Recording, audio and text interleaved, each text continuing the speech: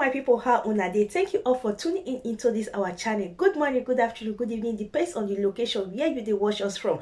This our channel na here we dey talk about news and politics, and we dey react to videos wetin dey happen for inside our country. So e get one interesting video when you be say I want make we all watch together, make we all for dey see wetin dey happen for inside our country. But before I go drop this video, make we watch together. If you dey meet us for the first time, you never subscribe to this our YouTube channel, abeg make you not forget to hit on the red subscribe button, turn on the bell so that you go get every latest information from us. And also, if you watch this video finish, at the end of the video, make you leave your own thought for the comment section. What do you think concerning this video as we go to watch this video together? So my people, make we watch this video together. Joining us now to tell us his experience during the election is former Minister of Transport and former Governor of Rivers State, Rotimi Amechi. He joins us live from Rivers State. Thank you so much. It's good to have you on this special election coverage. First off, let's get your assessment of today's outing by INEC. I can only account for the things I heard about and the things I saw in my community. In my community today, as usual, my community youth stood their ground that INEC cannot cut away the materials and run back and run away. So when they finished voting and INEC refused to upload, I had to save a situation that would have been very extremely violent. The youths had taken over the football field where INEC was trying to upload, because INEC had claimed that they couldn't upload from there because the uploading was not successful. They wanted to go to the council secretariat where PDP usually will rig the election, aided by the police. So the youths in my village refused, and it was getting a bit violent before I was called to the place. When I got to the place, I saw policemen, I saw INEC staff, and I asked what were they doing here. They said they came to take away the ad hoc staff. And I said, well, you and I will be overpowered by this number of youths that are here. So the best thing you can do is to upload. And believe me, in less than 1 hour, they uploaded the more than 25 units, which means that INEC was actually lying that the upload was not successful. Because if the youth did not insist, they would probably have cutted away the results sheet and everything and gone to the local government headquarters to write the result to favor PDP as usual. Don't forget that the allegation in Rivers State is that INEC staff are paid extra salaries by the Rivers State government. So they are literally working for Rivers State government. Now, for this election, as usual again, this election, like the presidential election, the policemen were compromised and the police was working with INEC. So you have a situation in Rivers State in which both the police and INEC are partisan. I had said earlier that APC was running an election not against PDP, but against police. As I'm talking to you now, they've arrested the APC coalition agent in Lubiabo. He's in police detention. They arrested the House of Assembly candidate in Eche, Charles Anyanwu, on the day of the election. They arrested the Maker Ede, a House of Assembly candidate in Port Harcourt, on the day of the election. The governor declared 27 persons wanted. He has no power. I was once a governor. He has no power, whether constitutional or legal, to declare anybody wanted. He's not the IG. He's not the commissioner of police. He cannot declare anybody wanted. And police goes about implementing, searching, and looking for these people just to distract us from our election. So I wonder what you think that election will be. It's a failure, a complete failure of the system. And nobody's speaking. Nobody's asking the governor, where does he get this power from? Where? Just let the madman loose on the poor people. That caused apathy. And the apathy wasn't only in Port Harcourt and Nubia, but it was everywhere. In Port Harcourt constituency 2, they were flogging voters who voted against PDP. And then if at the close of voting, they opened the ballot boxes by themselves and they were tearing ballot papers of APC and other parties. Is that an election? Can Mahmoud tell the world that is how they organize? In fact, it was so scornful when he said, like every other election, this one is full of imperfection, like every other election. Okay, so it's like a child who tells his father, look, I failed because others have been failing. But what's important is that he acknowledges that he failed.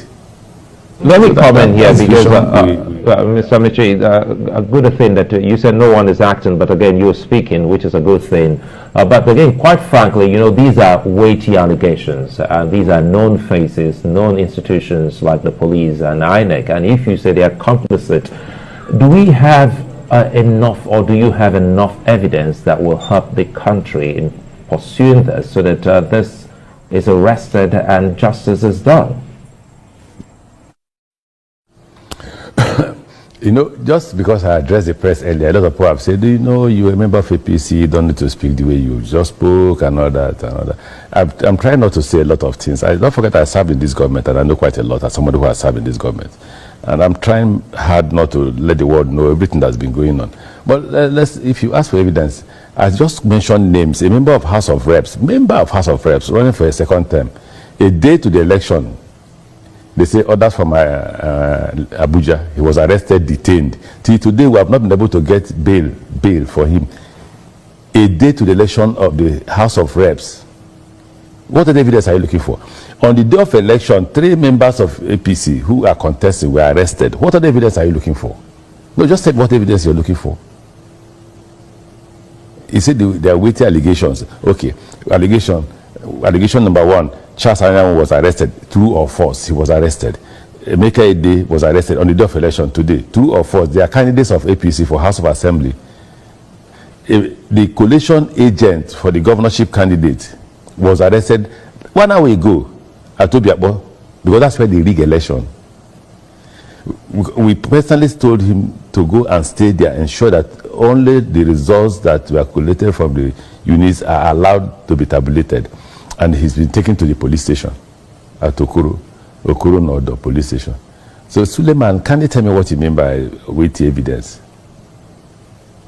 With all of the allegations that you've made now, I mean, what steps are you going to take to ensure that the electoral process is cleaned up? And just like you've said, I mean, you've been part of this administration, you are still part of it, you're a chieftain of the APC. And when you say the police is compromised, and everyone seems to be compromised, the police, for example, should we take the police out of the electoral process, or what would be your recommendations to clean up the process?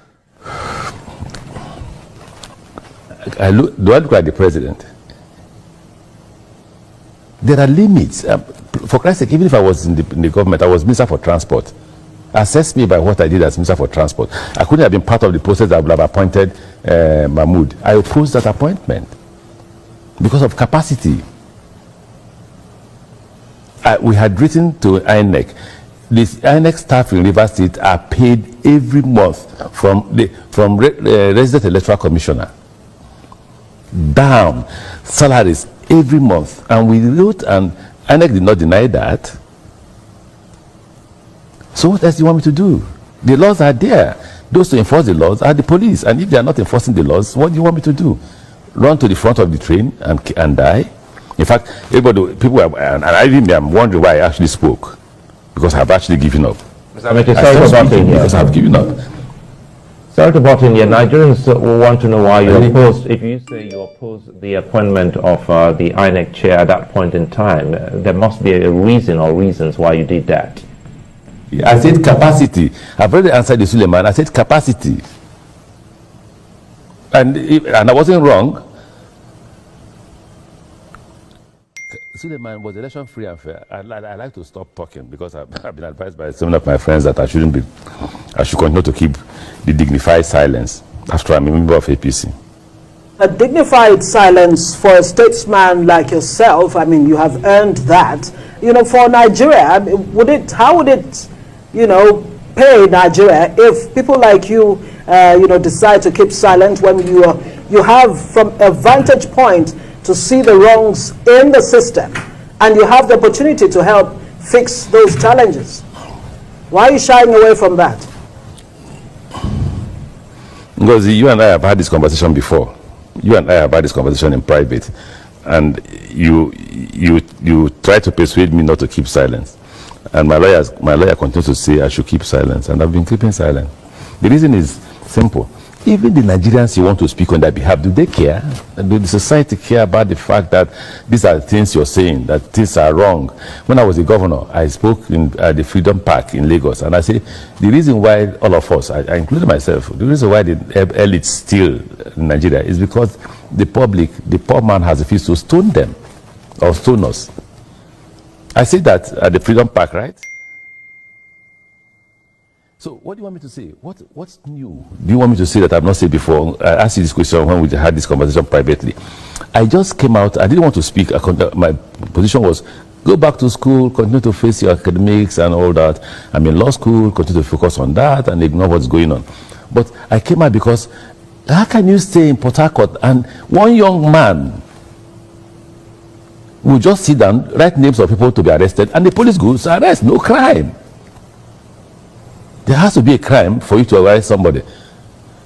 The only person who has a crime to arrest is it not because impunity has been allowed to have a free reign since 1999 when this the democratic process started, and now things seem to be getting to a head? I mean, you were two-term campaign DG of President Muhammadu Buhari, or the APC, if you like. I am not the president.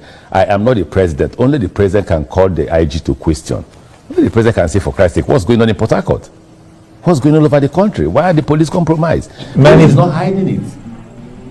Well, many also thought that what was he trying to say? You're very close to him, once a speaker, two-time governor, minister, and of course you also hold a title in his home state, and the title is a trustworthy one, is a weighty one, so people expect you to help the nation. Be up front. Suleiman, can we cut off this interview? I don't want to continue the interview. I just don't want to continue the interview because there's nothing new to say that I've not said before. Absolutely nothing. All right. I was chairman of Governors Forum. I said quite a lot. Okay. One last question. What do you expect Nigerians to do at this point? In 30 seconds, if you can. Nothing. Nothing. Nigerians have never done anything. It was the majority of the number of persons who voted for a third party. That's something new. That's something the youths have shown that maybe, but nothing. My life could be at risk. How many Nigerians will protect me?